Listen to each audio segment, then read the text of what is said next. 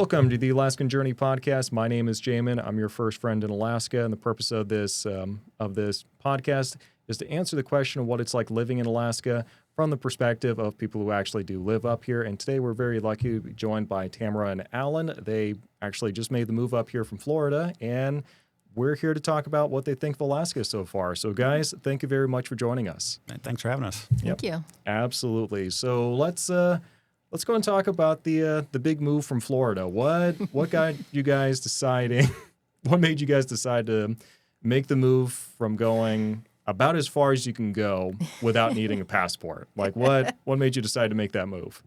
It's her fault. I don't know. We came up here on a cruise, of course, on our honeymoon, and I just thought it was just majestic. And I was like, this is awesome. I would love to live here. And I was worried about the cold because, we're in Florida. And then they were saying, well, the southern part of Alaska doesn't get that cold. And, if it's kind of close to what I grew up with in Arkansas, I'm like, I can handle it. So we just thought we might want to move at some point. So we thought, why not? Where else, it would be an adventure.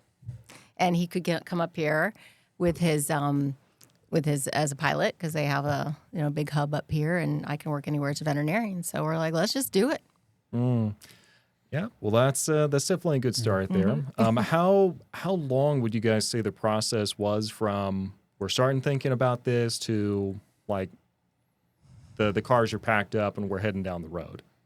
Oh, our wedding was in 2023, so our honeymoon was about June, about this time 2 years ago.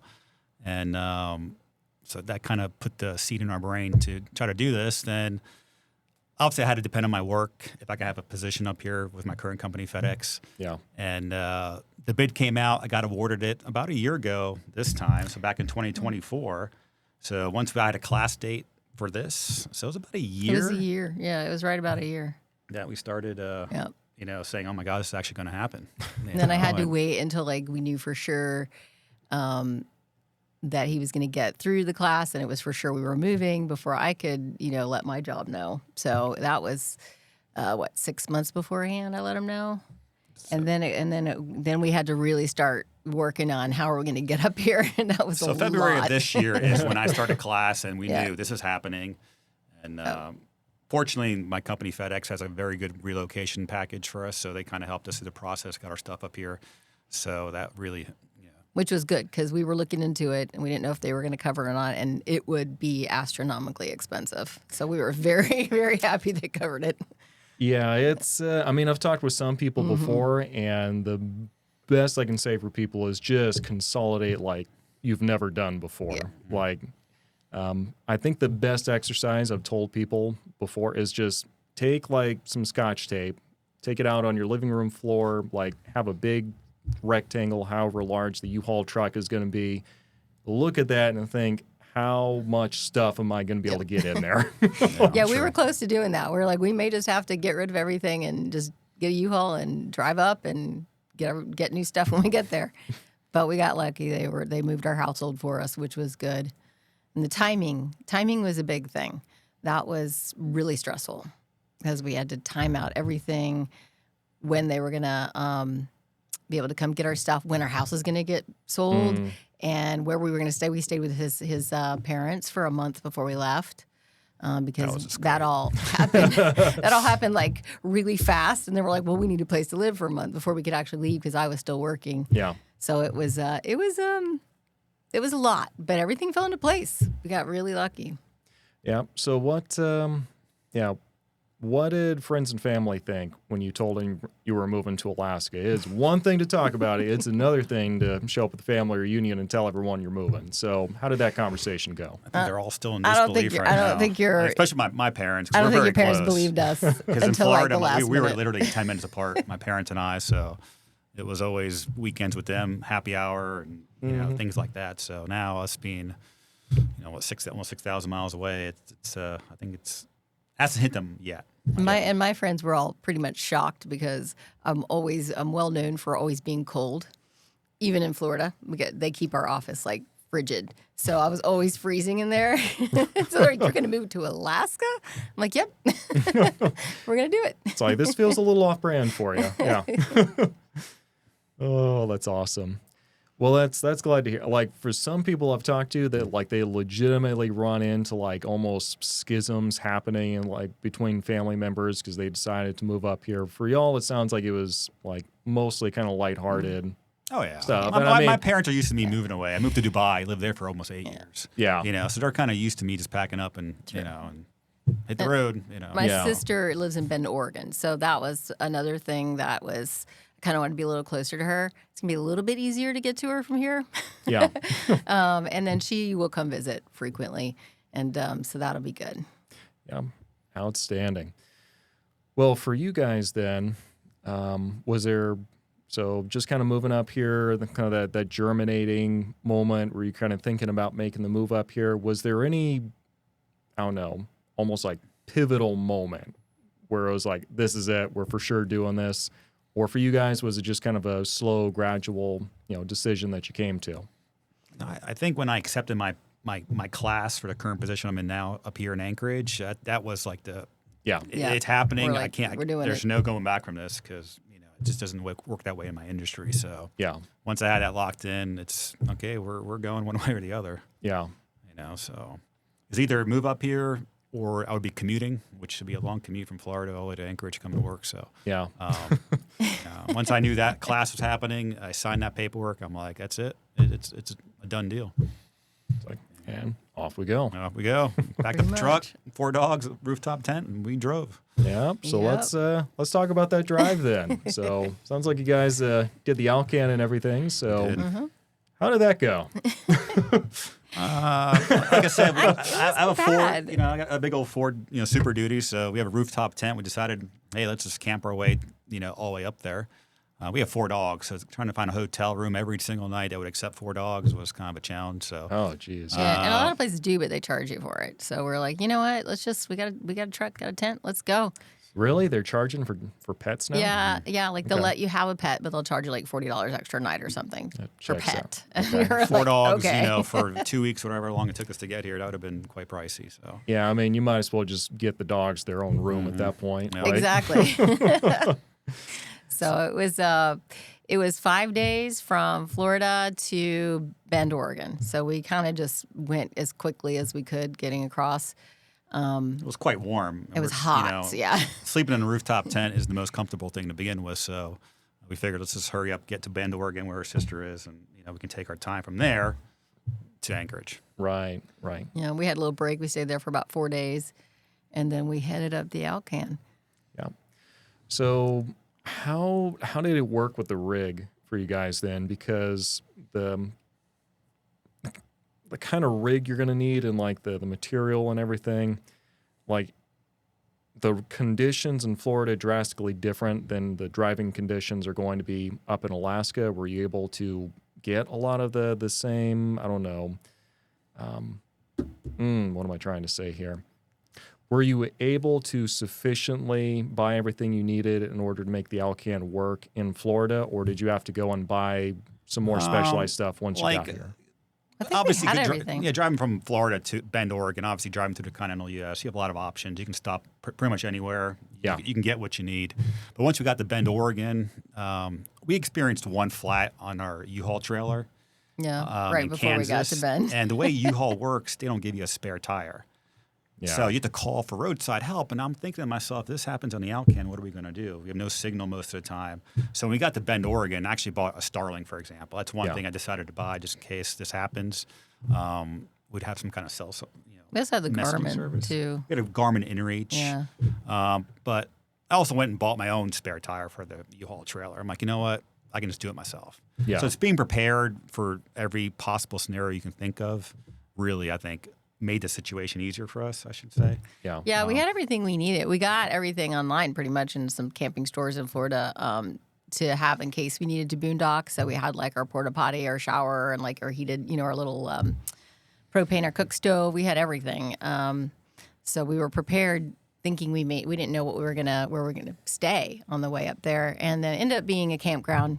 I mean, there was plenty of places to stay. Yeah. Campgrounds and and whatever. So just to be safe, we stayed in campgrounds. I mean, the way my truck, I have a 600-mile range. I have a diesel. So every stop we had was we did about 300 miles a day once we got into BC. Yeah. And so that kind of covered that whole theory. They said just use half a tank and kind of use your half a tank as a reserve. So Right. that kind of worked out good in our scenario. Plus, I carried an extra 10 gallons, so. So Just being prepared makes the situation a Yeah, lot we easier. really didn't have any problems. We really got lucky. We missed the fires by like 4 days. I guess the road closed down or was closed, and they just opened up about 4 days before we went through. And somewhere in Canada, where was that? Prince George or somewhere in there. Yeah, I can't remember exactly where. But. yeah, there were definitely some fires that went through there. Honestly, I was afraid there was going to be a lot more fires this year than what we actually had. Like, to Alaska's credit, like it actually behaved itself this summer because we had a really dry, kind of warm winter. So the concern was, we usually have like maybe like a window of about a month, maybe 2 months where you can get fires where, the snow and everything is melted and dried up and that's gone. But that window is now went from like 1 to 2 months to like 3 to 4 months. And I was like, if it's hot, like we are in so much trouble. Yeah. So glad to hear we didn't have as much problems out on the Alcan I was afraid of. Yeah, we But were driving through, and I'm like, wow, this looks like this was very, very It freshly looked like a war burned. zone in some of these places we're We're like, driving this through. is. I'm I like, think wow. that fire wasn't that long ago, and we got to a campground, and they were like, oh yeah, the road was closed down 4 days ago. So we're like, oh, this is amazing. We made it through. didn't have to reroute or anything. No. That's impressive. Not at all. We got Yeah. lucky. What was it like getting through the border? Like, was that any kind of an issue for you guys? I carried a few firearms through. I had a shotgun, stuff that was legal to take through. So they were very interested in that. I had all the paperwork required, and she obviously had all the documents for our animals. They didn't ask about Which the they dogs weren't at all. They interested in, could not really. have cared less. But Okay. they were very interested in what I was carrying, and so they made us pull over. We sat there for about an hour and a half. They made us open up the U-Haul. Yeah. He checked everything, serial numbers, and he was so amazed by organization. He's like, "You guys aren't hiding. You guys are good to go." And he just sent us through. So And I'm like, I have it- all my paperwork for the dogs. Do you want it? And they were like, nah, your vet's fine. I'm like like, okay. Bet if those dogs had guns, they'd be concerned. Oh yeah. but And coming into Alaska, they like looked at our passports and they're like, all right, have a great day. And we're like, okay. They didn't ask anything else. Oh, that's awesome. it wasn't bad. As long as you're organized, you tell them the truth. I mean, it's a bit non-event. Yeah. I've heard horror stories if you read online, and especially if you try to bring a firearm in, and but. You might be the first person I've talked to that more or less kind of skated through with bringing a firearm. Usually it's like, if you even tell them you have a firearm back in the U.S., it's like a 3-4 hour conversation. Coming back in the U.S.? No, if you're going into to Canada, Canada. Okay, and they're gotcha. asking you, hey, do you have a firearm with you? I do not. Do you own one? Well, yeah, but it's not here. And it's like, okay, step out of the car. It's like a Yeah. 3-4 hour conversation, like separate. You had all the paperwork A couple in order, weeks prior, though. I bought a ticket on Air Alaska and flew some other items up to Alaska. So I had all the receipts. So when I got there, I had all my boarding passes, receipts for checked baggage, showing I checked rifle case. And so they were very Interested. impressed by that. They're like, okay, this, and you just check my serial number. He's like, all right, you guys are good to go. And that's actually a really good idea. I hadn't Yeah. even thought of. Like, if you're not bringing it with you, but you're shipping it, Yeah, like exactly. have the receipts. Have a receipt from your FFL or something that shows, hey, I shipped these up there, and and I think it might check their box for being satisfactory. Yeah. Man, that's really good. See, I wasn't even there. I'm impressed with y'all's organization. So It's something I learned online as well. We were worried. We were really worried about it. So I lost we had sleep a couple of days everything. before. We had everything you could possibly have to get across the border. yeah. No, Tamara, with you, like with the 4 dogs and everything, being a vet, like was there anything, I don't know, special that you learned about taking the dogs across the border? Like were any of them like the short snouted ones or? No. I mean, as far as like being prepared to go across the border, because we have to tell our our clients when we see them, we do health certificates and stuff, and you do need to have, even though they don't ask. Sometimes they don't ask, but they could, and it could be a problem. So I had like double, and then it was really hard to figure out which health certificate that Alaska wanted, and then they wanted one sent directly to the state veterinarian, and so I did like I did like every health certificate you think of just to make sure I had my covers base, Yeah. my bases covered. And so that I mean, you don't necessarily have to go that far, but I definitely would say you need to have it ready, even though they didn't really ask me much, just in case, because I have heard some horror stories about that too. But yeah, our dogs, as far as traveling and stuff, we had I just had a little older dog who has some coughing issues, collapsing trachea issues, so she was struggling a little bit with the stress, but it went well. We did good. We had him back in the back of the truck, so we had the big back seat, and we had this platform that made it a platform all the way across, and we had 2 big dog beds back there, and they just laid there. They just slept the whole time. They were totally good. I was surprised at how well they did. And they slept in the tent with us. So Yep, all 4 of them.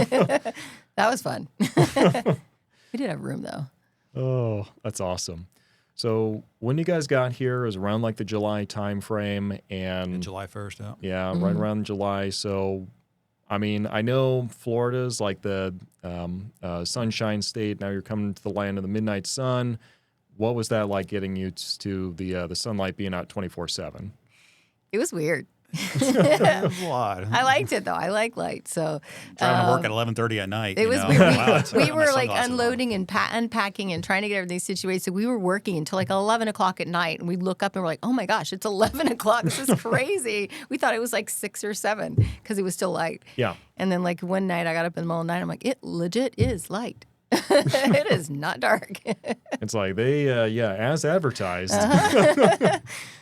Definitely lives up to it. Yep, it was pretty cool though. Yeah. Did you guys struggle with like getting to sleep and all that with it being out 24/7?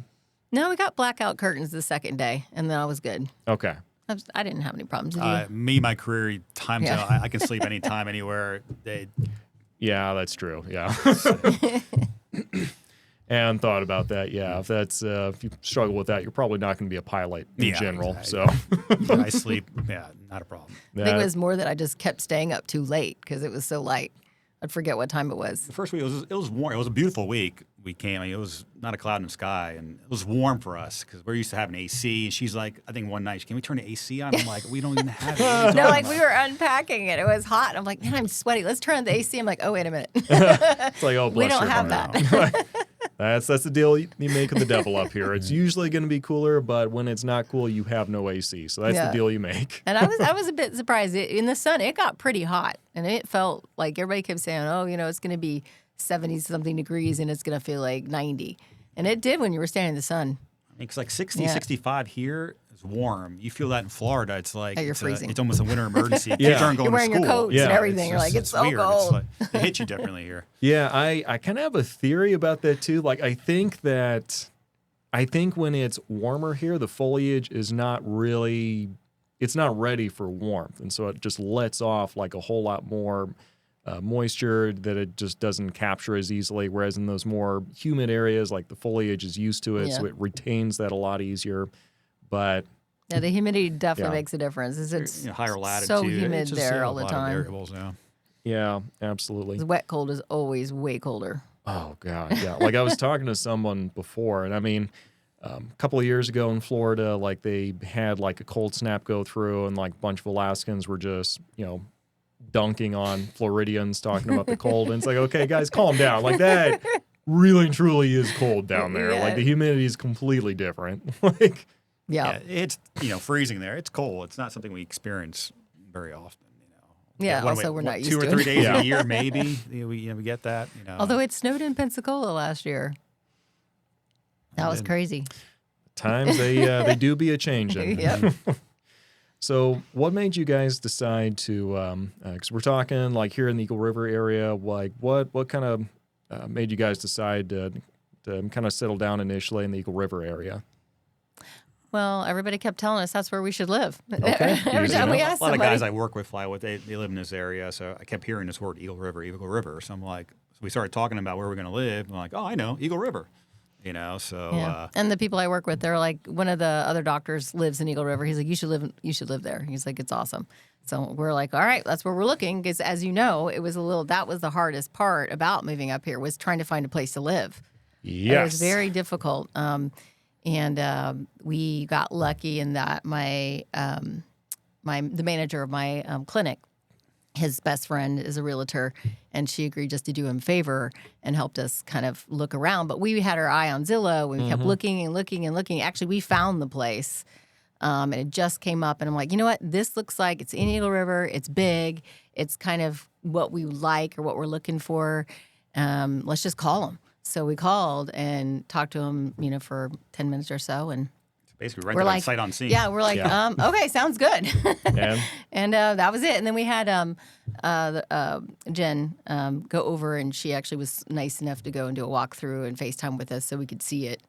And we're like, yeah, okay, it looks like it'll work for our first place. And, at least we got a place to go. And we were worried that if we passed this up, that there wouldn't be something else that would come up, because she kept saying, wait, just a little bit longer. There's going to be more on the market. And we're just like, you know what? We can't do this anymore. We're too stressed out. We're going to take it. just pull it's just Yeah. a rental.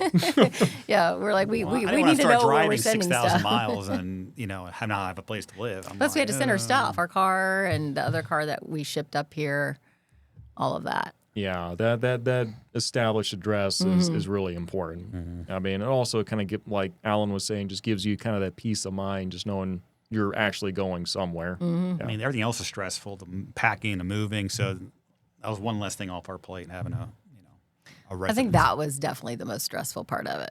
Yeah, and other than just calling the person up and having like being able to actually talk to somebody, like what was the experience like other than that interaction that you had with the house hunting? Yeah, with the rental shopping, we'll say. I mean, it was just trying to find stuff on Zillow and looking at everything popped up. It was just there. It was either this didn't work or that didn't work, and then I was worried about getting scammed, and so it was just. Plus, we had 4 animals. Yeah, so it's like trying to find a place a landlord for 4 dogs. Say, hey, Yeah, chill with that. That's a lift. and Orlando, he was actually nice enough to we pay like $100 extra a month for the dogs. I mean, that's all that he required, which was super nice, and so it worked out well. We have a nice yard for them, so we're happy about that. Yeah, well, good deal.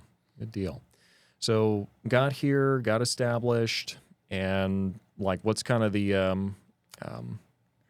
have you guys had a chance to really like get out and like see much of the state? Other than, I mean, I'm asking a lot right now. You guys literally just no, we've like done. barely the dust has settled. Well, my sister, so we got here, and like 2 weeks later, my sister and her husband showed up. So my sister has metastatic breast cancer, and so she's kind of trying to get her bucket list done. And Alaska was on her bucket list. So she showed up literally 2 weeks later and stayed for a month. And one good thing about this place we're in, it has a mother-in-law suite downstairs. So they actually took over that, and they just stayed, and we were kind of their staging area. And they did trips all over Alaska. But of course, we were working, and we spent all our money getting here. So we're like, well, we can't do that this year. So I did the Matanuska Glacier with them. yeah, I did go down to Seward for a day, and we did a kayaking trip there with my sister. That was fun. The drive was beautiful. Got to see a lot on the drive. And then we did the Matanuska Glacier. We hiked on that with them. And then mainly we just been doing local stuff, hikes and things like that, and just checking out the area. Camping trips, Yeah. Do you guys like have any favorite hikes or locations just yet? I like Not yesterday, the it views are just so spectacular from wherever you end up. But we really like Little O'Malley a lot. O'Malley's probably my favorite. And I like Mountain Baldy. That was a gorgeous view when you got up to that top. Wow, it was Favorite. spectacular. Yeah. We've done Eagle River Nature Center, which is beautiful as well. It's more flat, which is We're a little more worried about the bears, so we were kind of hearing all the news reports about the bear attacks. We're like, I don't know. Yeah, and it's like normally I would say, oh, you'll be okay, bear spray, but yeah, I mean, actually just this past Sunday, like I was talking to somebody and I was like, hey, it's been a while, let's go catch a hike, and we get there and like she's looking and like sees like the danger bear sign there, and she's like, you just wanted to have another person with you. Just like, I mean, kinda. Like, How fast can you run? How fast can you run? It was like, what's my friend group? Yeah. Well, no, that's awesome then. And so yes, Eagle River Nature Center, Baldy, that's awesome. Have you guys had a chance to like really plug in with a lot of the community groups or anything just yet? Not really. I mean, we signed up for the the range. We're members of the range. The Birchwood. The you know, Birchwood they have Range. leagues. They're adult leagues. She's doing a beginner's league starting tomorrow. Starting a Wednesday beginner's night. class. So hopefully that can. We joined the gym, of course. I haven't really done much else, but we'll get there. Yeah. Well, I mean, like I said, it is very early for y'all. So Yeah. it's like, how have you not plugged in yet? And plus, with my schedule, we've been here for 2 months, but me actually being in town maybe a month. 'Cause I'm always away, so it's even less. So it's for kind of me. between our work schedules and stuff. We'll find some groups, I'm sure. Oh, yeah. And we have And I wonderful got- neighbors. And also, I got your group. We just had every weekend something else was going on. Anytime there was a meetup for that, but I got the new schedule, so. Yeah, and I mean, very next one, we're going to be doing Pepper Peak over in Eklutna. And that's going to be kind of a tough one. But, and when I say tough, it is like a solid 8.5 mile hike, which not such a big deal, but it does have about 3,000 feet worth of climbing. So, Okay. So yeah, what we'll do, we'll start in Eklutna, and people who want to go up Pepper Peak, we'll go ahead and do that. And other people, there's a nice little gentle hike around the side of this Okay. glacier lake that's really turquoise color. So Yeah, I saw Yeah. that. We hadn't been out there yet. yeah, so that that would work just as well. So that's what we got going on there. Sorry, I'm just got some technical difficulties here, guys. There we go. Yeah, so been up here a little bit then, getting kind of adjusted. What do you think of just the people though so far? I mean, you guys obviously, from Florida and all that, and at least until recently, Floridians had like a really cool, chill vibe Yeah, no. stereotype. Okay. The people are really, really nice. It's a really nice change in my job, especially because it was getting to the point where you just didn't want to.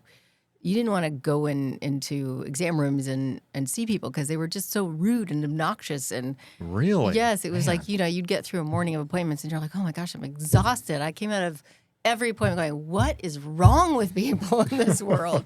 And so that it's not happening here. People are super nice and understanding.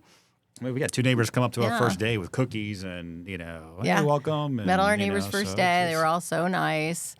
It's definitely different vibe. Everybody's a little more relaxed. And that was kind of hard for us to get used to because in Florida, it's like go, go, go, go, go, go all the time. Everybody's in a hurry. Everybody's, you don't relax.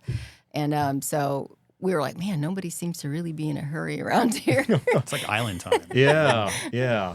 Yeah, I've kind of talked with people about that before. It's like, okay, it's not quite like Hawaii, but Yeah. it's definitely some kind of island time, though. It's much slower pace. Yeah, oh, definitely. And you can tell when we were trying to do business and go places and stuff, we're like, wow, everybody's kind of slow. And it was a little weird for us at first because we were used to just that fast pace. Yeah, and then, heaven forbid, if you need any work done on a property, like it's probably going to take 2 or 3 months. I Yeah. can think of one project for myself personally right now. It's definitely been 2 or 3 months. Yeah. Yeah. But it's okay. I'll take it. Yeah. It's a trade-off. It's a good trade-off, yeah. It's a trade-off. So what would you guys say about and, for y'all, I'm sure this is going to be laughable, but what do you guys think of the traffic up here compared to what you're used to? Traffic. No, it's not bad at all. And I drive to South Anchorage every day for work, and everybody's like, "Wow, how about that traffic?" I'm like, "This is nothing." I drove every day to work an hour on 95 each way, and I-95 is just, it's not pleasant. It was stressful. That was part of the reason I was ready to move. I don't want to drive that drive every day. It's like, when Alaskans start talking about it, it's like, you need to go driving like you a go somewhere Miami. else, yeah. Oh yeah, don't even. Go to any And major city. people there just can't drive either, so that was always fun. A lot of things on the roadways, and I actually hit a folded walker that fell out of somebody's truck What? on 95. Yeah, in the middle of the road, change lanes. There it is, and you can't go anywhere because there's traffic all around you. So Oh. yeah, next day there was a couch. That was a on lovely phone call to 95. get. So it was nice to move up here and just, I mean, there's a little traffic, but it's not You just got to bad. hit the moose now. That's all. Yeah, so watch out for the moose, right? Yeah. Oh, God. Yeah, those moose are scary. I mean, here's the thing. They were, because I know everyone's scared of the bears, which I get it. That's a horrible way to go. But on average, we get about 6 bear attacks a year and like 1 fatality. But we have like 800 people like hitting moose with their cars. Yeah. And every one of those, like you're probably going to be pretty laid up, or you're going to be very lucky. Yeah. Like that's kind of the collision. So Those things are huge. yeah, they're huge. And then like really Wasilla roads like that is kind of where it gets dangerous because they have like so many like windy roads. And during the wintertime, they really like traveling along the roads because there's less snow there. But you're coming around like a corner in Wasilla going 40, 50 miles an hour on an icy road, and there's a moose and it's like 20 feet away. That's really, that is where it can get kind of hazardous. But yeah, luckily on the highway, you can kind of see them coming from a mile away. So Yeah. that's nice at least. Yeah, that is. Yeah. So for you guys then, what would you say are kind of the pros and the cons of Alaska of what you've seen so far? Because obviously, you guys have kind of seen the channel here, we're, realistic on, everywhere is going to have its pros, everyone's going to have its cons. So we're not going in there thinking this is some utopia. So you're maybe like utilities, like for example, internet for us is almost double, almost triple what we were paying in Florida for it. So because there's only one provider, it was an MTA or somebody like that. So that could be a con the way you look at it, depending upon where you're from. I'm a little concerned about the cost of the heat through the winter. We actually have not. We've been refusing to turn our heater on. We didn't have to. We're like, we need to wait. It's only 65 in the house. I mean, it doesn't warrant it. But we have a wood Today's fireplace. the first day I was kind of thinking it'd be nice to have the heater on. It was a little chilly in our house today. It's getting a little nippy now. Yeah. Yeah. But yeah, so I guess the utilities, cost of living is definitely going to be a little bit more, I think, here overall. once again, coming from Florida, it's almost a wash. There's a couple of things that are cheaper, some things are more expensive, so it's almost a wash for us.